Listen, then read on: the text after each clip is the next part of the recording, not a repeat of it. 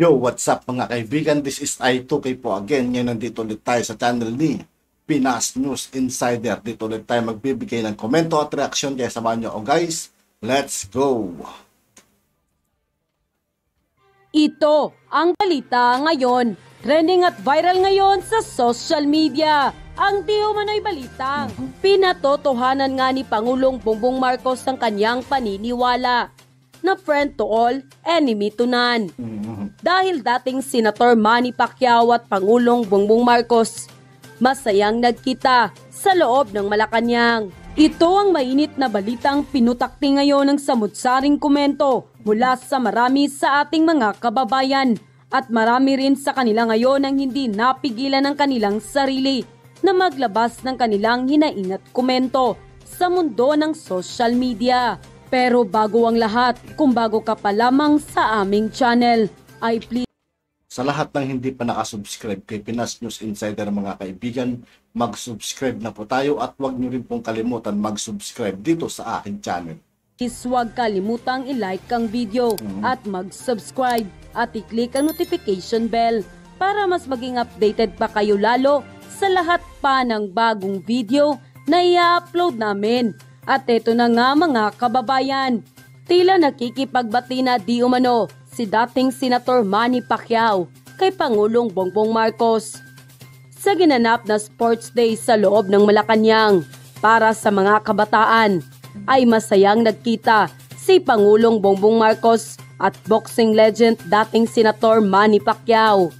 Makikita sa larawan ng kanilang pagdaupang palad na nagpapahiwatig ng pagkakaibigan. Ngunit kung ating matatandaan noong nakaraang kampanyahan, ay panayang banat at paninira ni dating Senator Manny Pacquiao kay Pangulong Bongbong Marcos at sa pamilya nito. Kaya naman, labis ang paghanga na natanggap ng Pangulong Bongbong Marcos sa ating mga kababayan dahil hindi man lang ito nagtanim ng sama ng loob.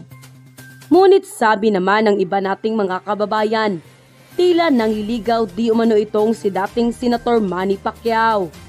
Ayon pa nga kay Benji Contreras, nagtagpo sina Pangulong Bongbong Marcos at ang kanyang mahigpit na katunggaling noong 2022 election na si former Senator Manny Pacquiao kahapon sa Sports Day sa Malacanang Ground para sa mga batang ulila na alaga ng DSWD Orphanage sa Pampanga.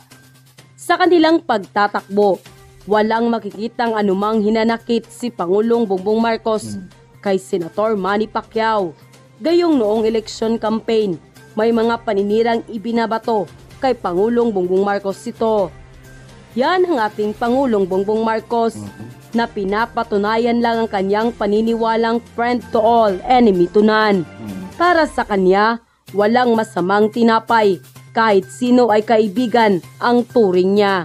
End quote. Samantala, hindi naman mapigilan ng marami sa ating mga kababayan na magbigay ng kanilang hinaing at komento sa mundo ng social media. At ayon pa sa kanila, sa dami mong sinabi na masasalita sa pamilyang Marcos, may mukha ka pang ihaharap, lalapit sa kanila dahil may malaki kang problema. Wow ha, there you pakpak man. Kaya yan nagbait-baitan sa mahal na Pangulo dahil may hinaharap na kaso sa Amerika.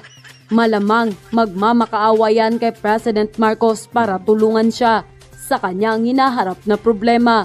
Grabe ka Manny, sa kabila ng lahat ng pag-akusa sa mga Marcos ay nagawa mo pang makipagkita at humarap sa kanila. Nakakatawa ka Pacquiao, kung kailan ka may problema ngayon ka palang nagbait-baitan sa mga Marcos. Nasa na yung sabi mo na ipapakulong mo si Imelda Marcos? Tila yata bumaliktad na ang mundo mo ngayon. Kaya sana magsilbing aral to sa'yo ang hinaharap mong problema ngayon. Good luck na lang Manny. Kapal, ganyan talaga buhay weather lang. Bilog ang mundo. Ang sasakit ng mga binibitawang salita ng mga tao kay Manny Pacquiao. Tutuusin talaga kay mga kaibigan kahit sa anggulo talaga. Kung usapang boxing talaga, idol talaga si Manny Pacquiao. Pero pag usapang politiko, hindi na. Nagmukha kayo siyang trying hard nung election nun, di ba? Nagpapakulong niya raw si Madam Imelda Marcos. Ngayon tignan mo, binabato siya hanggang ngayon ng mga batikos sa kanya, mga basher. Hindi naman totally basher. Kumbaga, siyempre, yung mga nagmamahal sa Marcos. Talagang masasaktan at masasaktan dun. Yan talaga ang aming Pangulo, mapagkumbaba, mabait at hindi nagtatanim Pero tignan nyo naman kung gaano kabait sa ating Pangulo ngayon, di ba? Wala man lang siyang hinanakit na pinaramdam sa mga nang-aapi sa kanila noon. Tignan nyo ngayon kung gaano siya ka-open. Walang halong pamumulitika yung mga ginagawa ng ating mahal na Pangulo ngayon, mga kaibigan. ng galit sa mga taong bumabatikos sa kanya. Mabuhay ang aming Pangulong BBM Jr. Alagaan po natin ang ating mahal na presidente laban sa mga mapagninlang na gaya ni Pacquiao. Naalala nyo ba si Chavit? Di ba matagal silang magkaibigan ni Pacquiao? Tapos na traidor pa rin. Hindi malayong gagawin din ni Pacquiao ulit. Ang traidor ay habang buhay, traidor pa rin. End quote. Tatapon mo ang pera mo, pinaghirapan, dyan sa politika? Bakit hindi palaguin yung pera mo na pinaghirapan mo? Halos mamatay-matay ka na sa kabuboksing sa mukha mo. Pinaghirapan mo yung perang yun, palaguin mo sa mabuting paraan. Nagpapastor ka pa.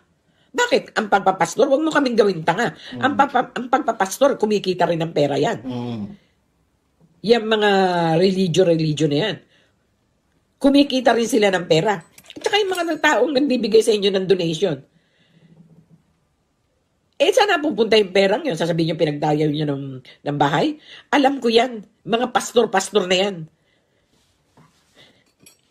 Kumikita kayo ng pera. Ginagamit ninyo ang Diyos. Hindi nyo dapat ginagamit ang Diyos.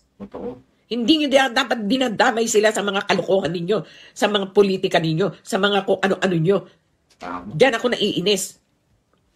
Ginagamit nyo ang Panginoon Diyos sa mga katarantaduhan ninyo. Sang araw susunugin ang lahat ng tao dito sa mundo. Dahil sa gusto nyo lang magkaroon kayo ng power, magawa nyo lahat ang gusto nyo. Money, mag-isip ka. Hindi mo kailangan magpolitika kung talaga pag naubos yung pera mo, kawawa ka, balik ka na naman sa zero. Iwanan ka rin na asawa mo. Oh. Hindi kayo, ewan ko, wala kayong kasiyahan sa buhay nyo. Pag nakahawa kayo ng pera talaga, gusto nyo, mas higit pa ron. Mas higitan nyo pa ron. Ang ginudyos nyo, hindi yung Diyos. Ang ginudyos nyo, yung pera, yung kayamanan. Totoo. Na gusto nyo makuha. Sabihin na natin ang totoo. At aminin ninyo ang totoo.